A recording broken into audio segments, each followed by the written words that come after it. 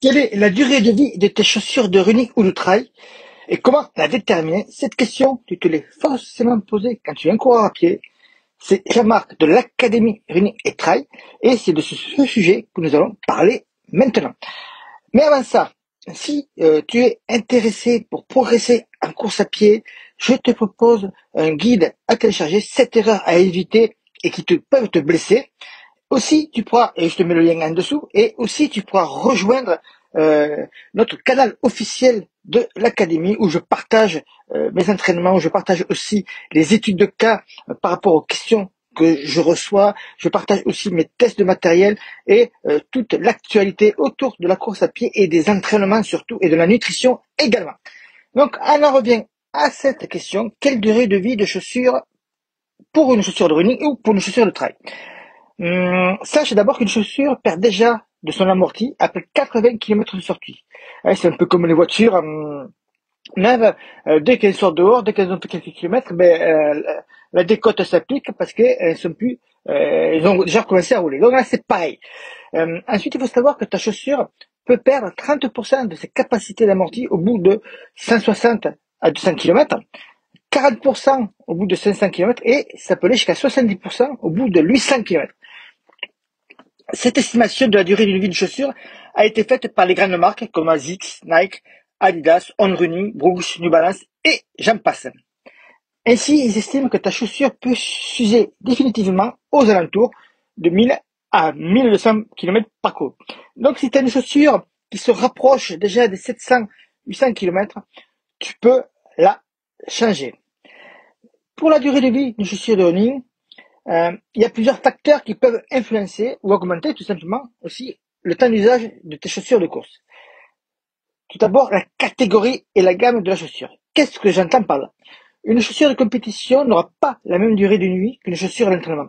À une époque, même a été sortie, c'est une marque qui avait sorti ça, qui avait fait un peu le buzz, qui avait sorti une chaussure qui était utilisable une seule fois, pour une seule compétition, ou une ou deux fois, on va dire, pour une seule compétition.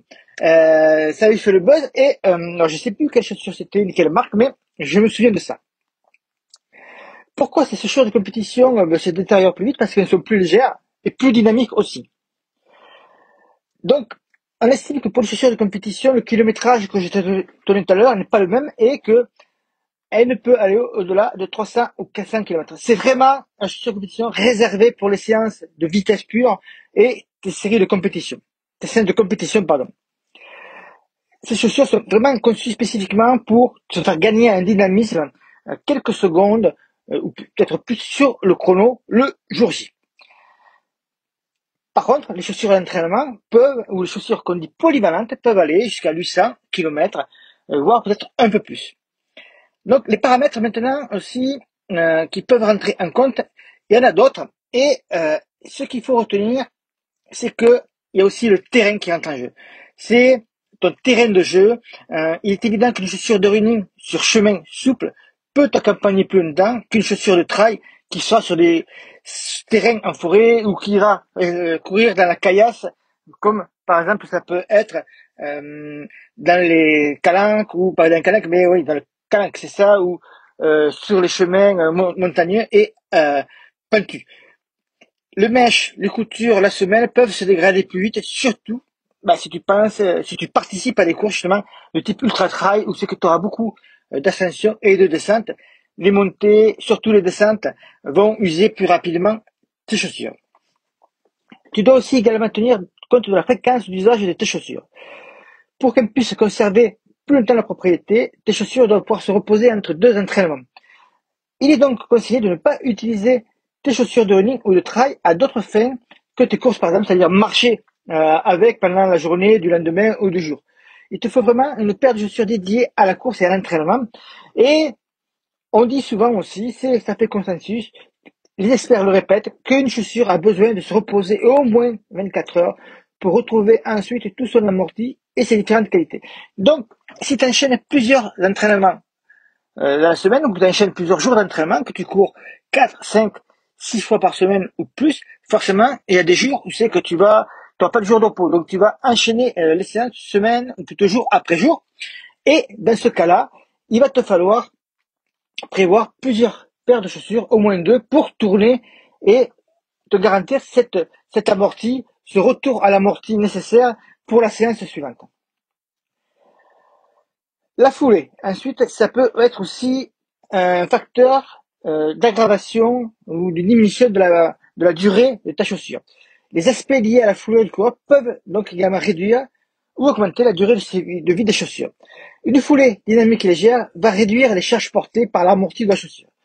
Au contraire, une foulée avec une attaque au talon plus prononcée et des pas plus lourds va solliciter beaucoup plus d'appui au sol, ce qui va augmenter les contraintes de charge et donc réduire la durée de vie.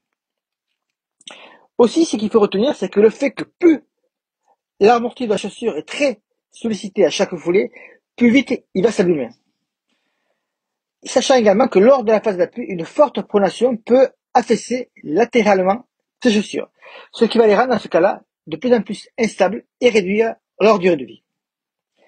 Un autre facteur qui est intéressant et qui n'est pas négligeable, c'est le poids du coureur. Le poids du coureur peut également influencer la durée de vie de tes chaussures. C'est une évidence, mais c'est bien de le rappeler. Un coureur de 60 ou 65 kg va user rapidement moins user rapidement sa chaussure de course par rapport à un coureur de 90 kg. Un coureur pour lourd va appliquer plus de force sur la mousse amortissante de sa chaussure, ce qui va lui faire perdre plus rapidement ses propriétés. Ainsi, et tu peux remarquer, c'est un signe que tu peux remarquer, c'est que lorsque l'amorti commence à s'abîmer, tu peux constater qu'il y a de petits plis au niveau de ta semelle. Cela ne veut pas dire forcément que tu vas remplacer tes chaussures, c'est juste un signe qu'elles commencent à fatiguer. Quelque chose qui est très important aussi, et c'est une erreur à éviter, c'est d'aller automatiquement vers des chaussures de fin de série pour profiter des meilleures occasions, de meilleurs tarifs. Pourquoi? Parce que il est important de souligner que tes chaussures vont s'user, qu'elles soient utilisées ou non. C'est-à-dire que si tu achètes une paire de chaussures et que tu la laisses pendant un an dans les placards parce que tu te dis que dans un an, quand tu en auras besoin, et quand tu auras fini d'utiliser les modèles que tu as en ce moment, tu vas pouvoir la ressortir et elle sera comme neuve. Elle est comme neuve, mais elle va avoir perdu son amorti et de ses qualités d'amorti, de maintien, de dynamisme, etc., etc. Pourquoi ces chaussures se dégradent avec le temps sans même que tu les utilises? Tout simplement parce que les différentes marques les ont fabriquées à partir de matériaux vivants.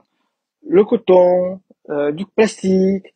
Ainsi, les aléas du temps, comme la chaleur, notamment, la lumière, l'humidité, des autres saletés et polluants aussi, peuvent avoir de l'impact sur l'élasticité, sur l'amorti de la semelle intermédiaire notamment. Donc, évite d'acheter des chaussures dans le cadre de fin de série ou de modèles qui ont été proposés les saisons précédentes.